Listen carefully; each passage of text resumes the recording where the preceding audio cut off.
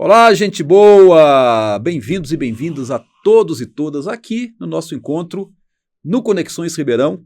Sempre uma grande entrevista, sempre um grande entrevistado ou uma grande entrevistada como hoje, né? E veja só quem que nós estamos recebendo hoje aqui nos estúdios do Conexões Ribeirão. É a nossa querida Daniela Antunes.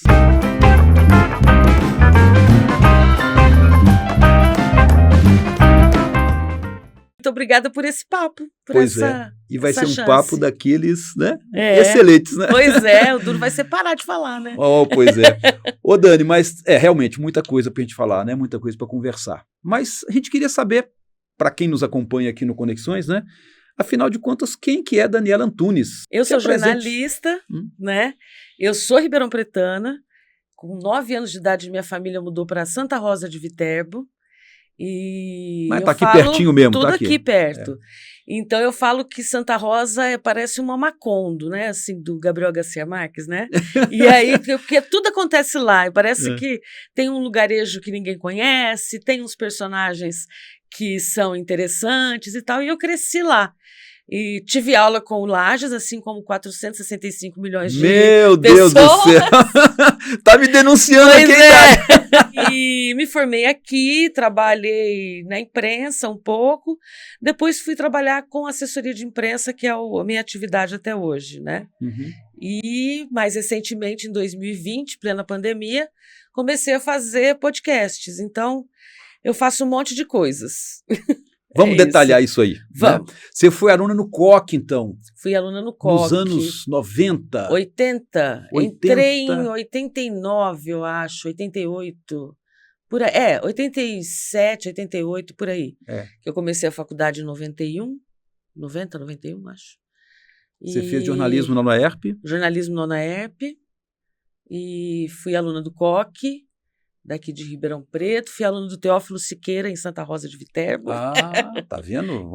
Vamos levantar Santa Rosa. Que o Teófilo Siqueira foi prefeito da cidade. Tem um casarão maravilhoso no meio do mato, que era a fazenda dele, que tem histórias ainda não contadas de lá também, que agora que eu lembrei. E é isso, e vivi aqui, adoro o interior, adoro a gente, adoro esse céu. Eu morei em São Paulo 3 anos, né? E meu sonho era sempre foi morar em São Paulo, né? A gente jovem tem umas ideias meio malucas, morar na né? metrópole. E morei lá 3 anos, eu queria ter morado 10, mas voltei antes.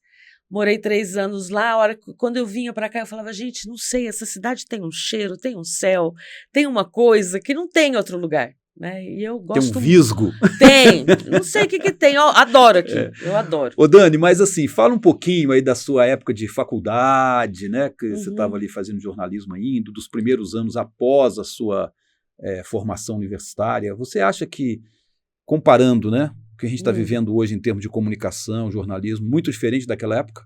Eu acho. Acho bastante diferente.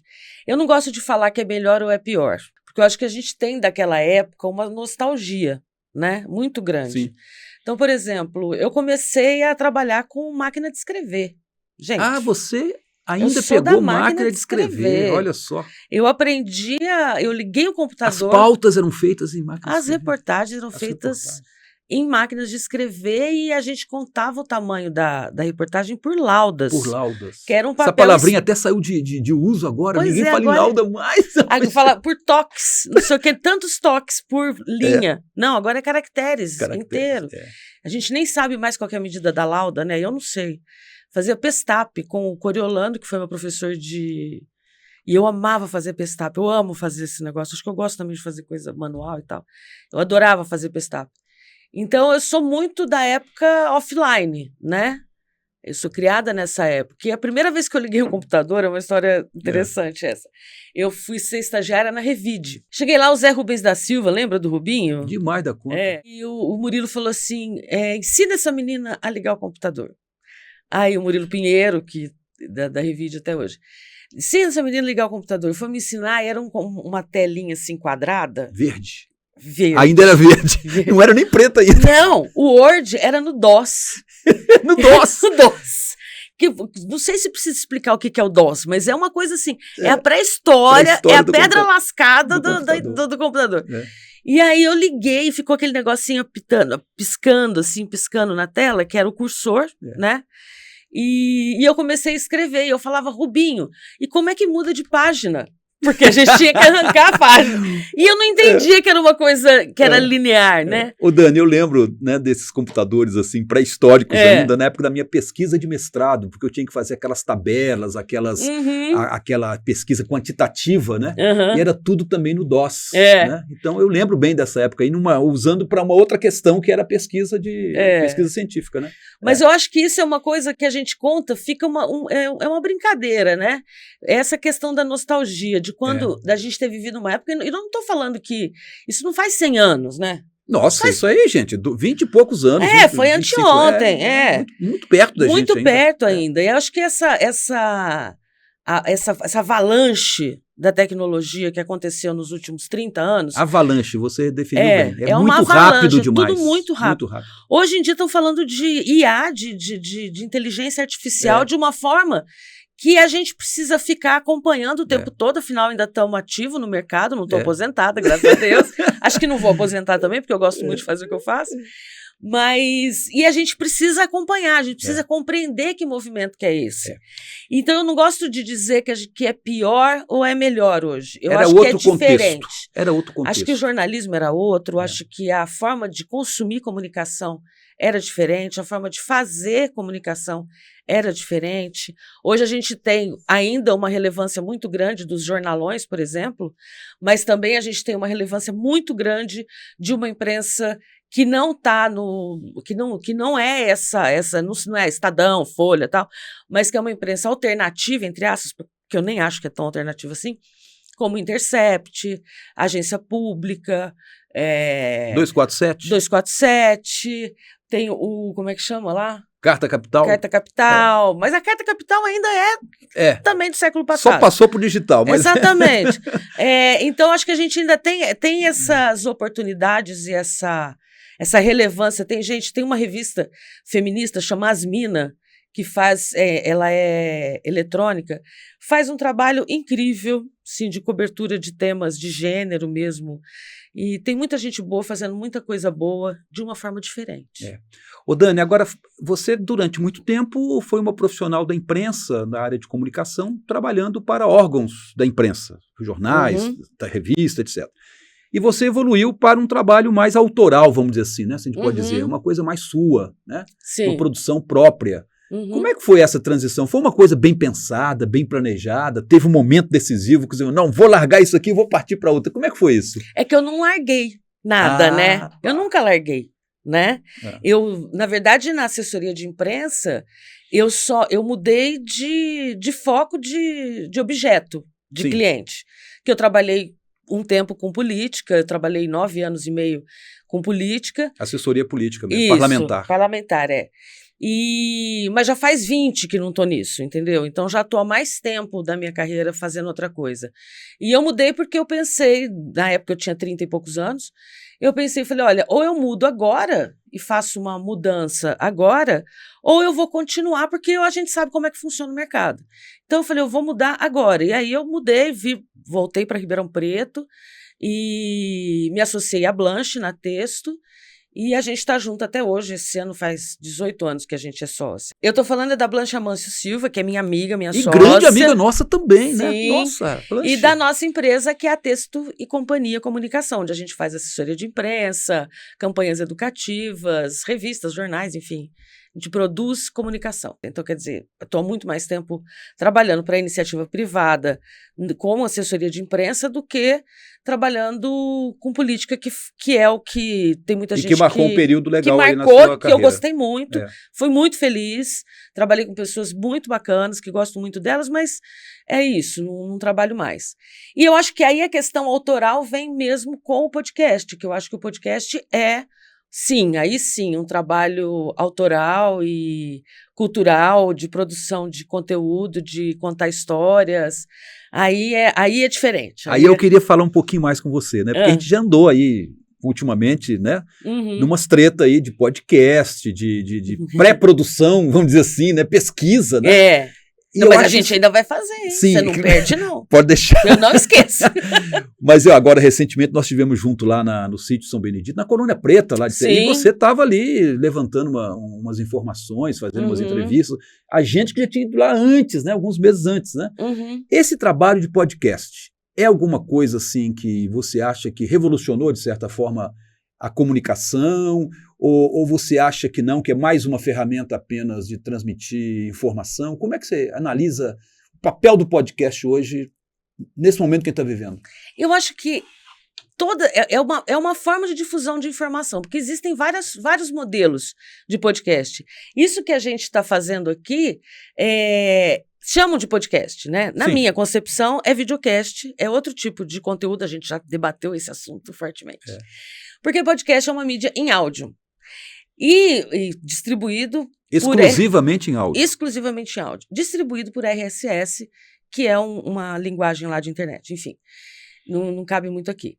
Mas eu acho que tanto esse modelo que nós estamos, esse papo que nós estamos tendo aqui no seu programa, quanto o modelo de áudio, são modelos muito válidos.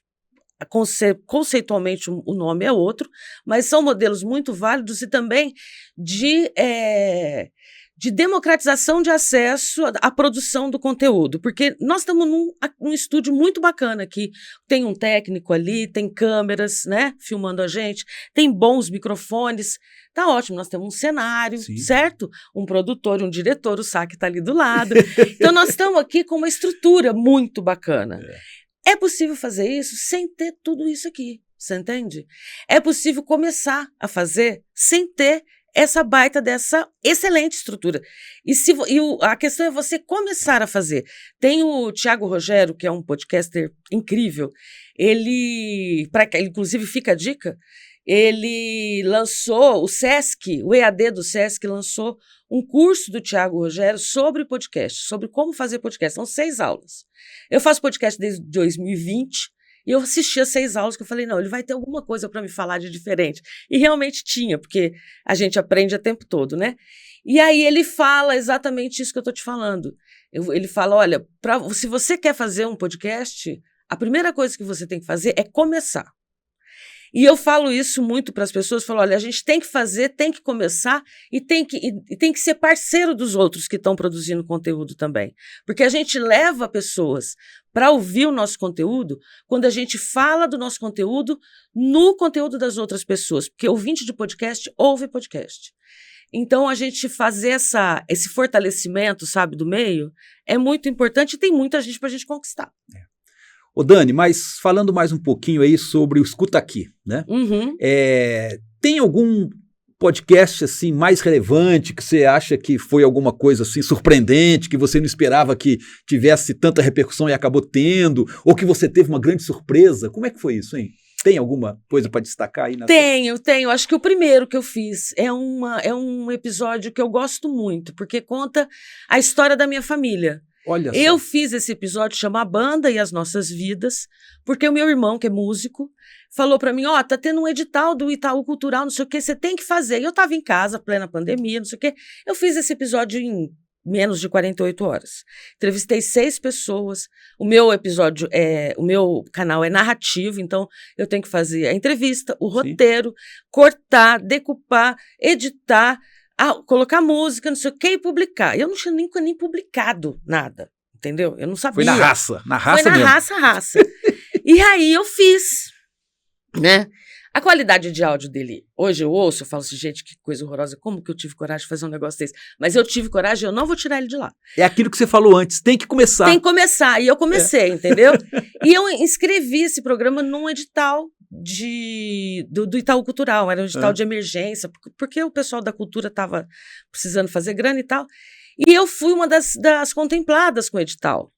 Quer dizer, eu comecei já, para mim isso é um prêmio, né? É um baita de um prêmio. Porque eu comecei já conseguindo passar uma história minha num edital, né? E a história é muito legal, que é a história da formação da banda de Santa Rosa de Viterbo. Olha só. E é bem bacana. Tem outros... depois eu comecei a publicar mais ou menos uma vez por mês, porque é um trabalho bem delicado, bem complexo e tal. Isso do meu canal, né? E aí, a última temporada eu publiquei o ano passado, que foram 5 episódios, que são as histórias de 5 mulheres. E eu fiz isso para comemorar os 3 anos do canal no ar. E foi muito legal a resposta das pessoas a isso, sabe? De identificação com essas mulheres, das histórias, de como que as histórias impactaram essas pessoas. Tem uma história da Letícia, que é amiga de infância da minha filha, ela tem 5% da acuidade visual. E ela é tatuadora, a Letícia Voy. Ela é incrível, ela é uma mulher incrível, ela é psicóloga, ela anda sozinha na rua, a mãe dela nunca falou, olha, a mãe dela é maravilhosa, Patrícia, a mãe dela nunca falou, olha, não sai, não faz, não sei o quê. A Letícia já viajou o mundo inteiro, às vezes sozinha, e ela não enxerga nada, entendeu? Olha só. E ela é tatuadora. E aí eu contei essa história, e a Letícia me fala no episódio, falei, olha, como você enxerga? Ela falou, é como se estivesse debaixo d'água, com o olho aberto, só que pior. E sem cores, porque ela não enxerga cores. Ai. Aí deu umas 2, 3 semanas e nada da mãe dela me mandar uma mensagem. Nada da mãe dela. Eu falei, meu Deus, será que a Patrícia não gostou? Será que a Patrícia não... Aí ela pegou, a Patrícia me mandou uma mensagem e falou, Dani, nós estamos aqui emocionados. Já ouvi várias vezes, porque a Letícia nunca falou para nós, para a família, o que ela falou para você. Então é muito legal. Foi uma revelação. Foi uma revelação. Isso é muito legal. Quer dizer, a pessoa estava confiando a história dela para mim. E eu sempre estava guardando para contar essa história para você. E eu sempre acho que as pessoas têm boas histórias para contar. Todo mundo tem uma história. Todo mundo tem uma história. E uma boa história. Todo mundo tem uma boa história. Dani, a gente ia ficar aqui o dia inteiro com essa prosa, hein, querida? Eu falei que o difícil ia ser parar de falar. Pois é, eu tô imaginando que você vai voltar aqui brevemente, para a gente talvez focar em alguma questão mais específica e tal, mas foi muito bom você ter vindo, agradeço muito, né? Agradeço a você que está nos acompanhando aqui no Conexões Ribeirão, né? Volte sempre, a casa aqui está aberta. Tá? Só chamar eu volto. Tá bom, gente? Um beijo, um abraço para todos e todas.